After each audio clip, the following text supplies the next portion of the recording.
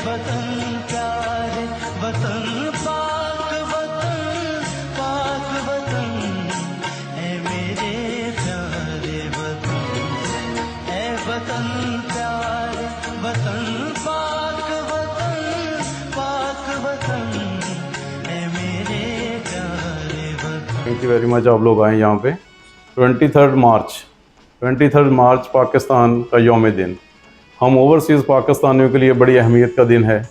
इस दिन हमारे बड़ों अकाबरीन ने एक अलग वतन बनाने की करारदाद मंजूर की। जिंदा दिल कौमें अपनी कौमी त्यौहार और इंतहाई जोश खरोश और मजहबी तरीके से मनाते हैं। हम भी हैं कि पाकिस्तानी, हमें यहाँ पर अपने गवर्नमेंट के रूल्स एंड रेगुलेशन को फॉलो करना चाहिए ताकि हम अपने यहाँ रहते हुए ओवरसीज़ में पाकिस्तान का नाम उजागर कर सकें।